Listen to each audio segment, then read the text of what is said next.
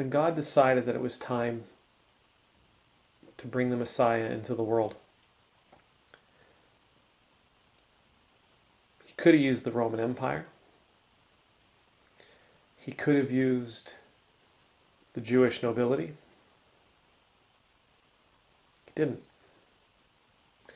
He chose a poor carpenter's family in a dirty little town called Nazareth. My name is Ed Trevors. I'm an Anglican priest in the Diocese of Nova Scotia and Prince Edward Island.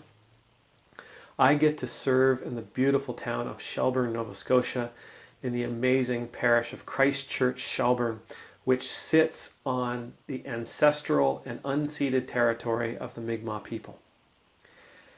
Today, I want to ask you about who you think your salvation will be. You know, I grew up in a small, I've mentioned this a few times, I grew up in a small community in northern New Brunswick. Lots of mills and lots of fishing, and all the industries that go with it. And I can remember being a kid being excited when we'd hear about one of the mills making an investment. And I'd be excited when you heard about the government spending some money on, I don't know, maybe a wharf or some infrastructure of some sort, because you knew it was going to mean jobs. It's going to bring jobs to the area. And we would wait expectantly for this stuff. We would hope for it. Pray for it. It was important to us. But I also remember when they closed all the mills. Who was going to save us then?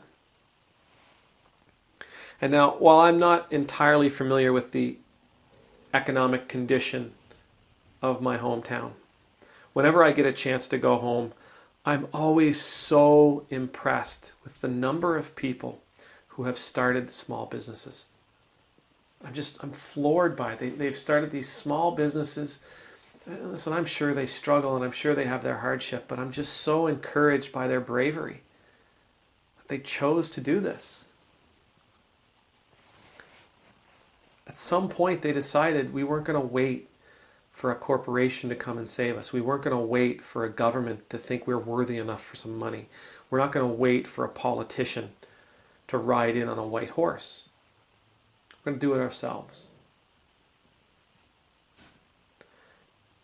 In our world, there's that line again. Everything's upside down. Everything's been turned on its head. So many things have been brought to the surface. So many smoldering things that many knew about are now in full view of the entire population. We can't ignore the plight, the oppression that so many in our society are facing. We can't ignore things like poverty and the disparity between the super rich and the poor. These things just aren't hidden anymore. And yet, for some reason, and maybe it's a matter of training, we still find ourselves in this situation where we are waiting for somebody to come into town and to save us.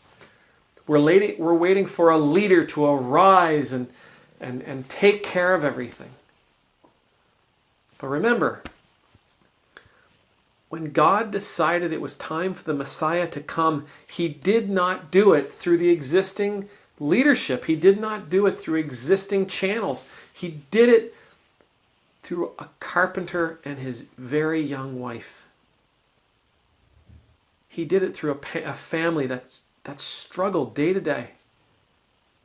He did it through a community that was considered dirty and less than.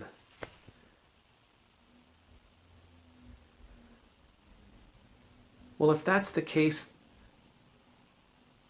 then maybe God's choosing to use you.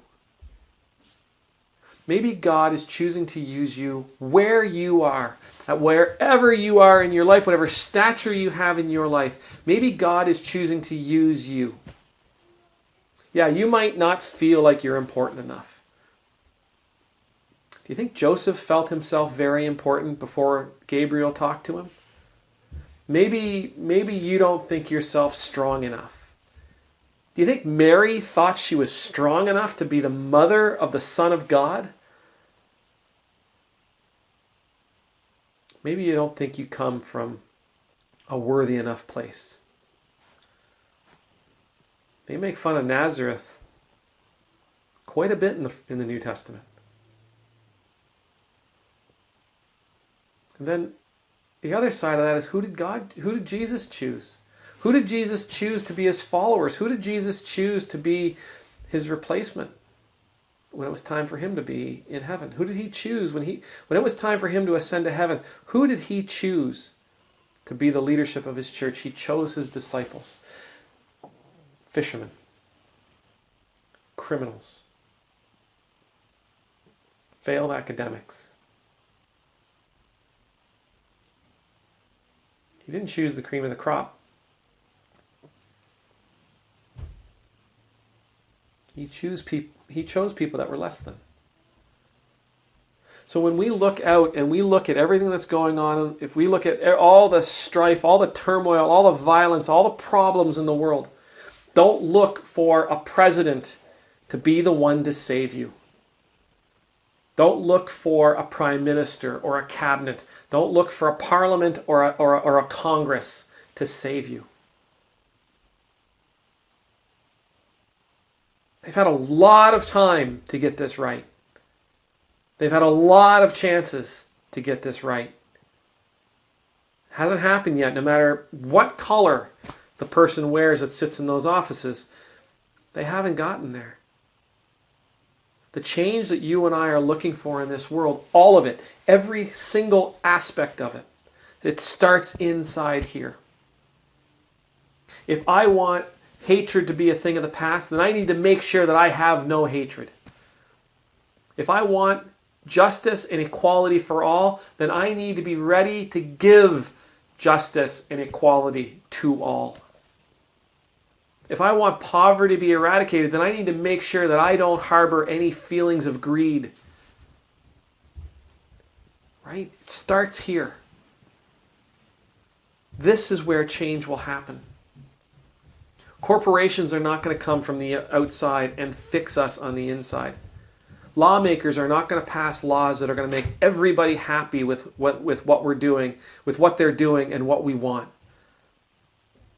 But you and I, if we choose to be the leadership that this world needs, and we start by making sure that we're straight, that we're right, that we're on the right path, that we are moving in the right direction, then others will follow us. And as those others follow us, that little group becomes larger and larger and larger until it becomes a critical mass. Until it becomes a movement like we're seeing in the United States right now with these protests. We have to become the leaders we are so desperate to have. We have to become the leaders that we have been praying for. We have to become the leaders that we deserve. Others aren't going to do that for us. But you can. You can. Over and over and over again in the Bible, God raises up the strongest leaders from people that no one would have given a second thought to. Give him a chance. Maybe he's going to raise you up. Are you willing? May God bless you. May God keep you. May God make his face shine upon you and be gracious to you. May you know the peace of being in God's presence. And may he equip you with everything you need to stand up, to be heard, and to be a leader in your community to make this world a better place. Amen. Hey again, folks. We all know that lots of stuff's going on in the world. Lots of big things are going on in the world. So today, I want to encourage you, watch out for your brother and sister. Take care of them. Be there for your neighbor. Be there for your family.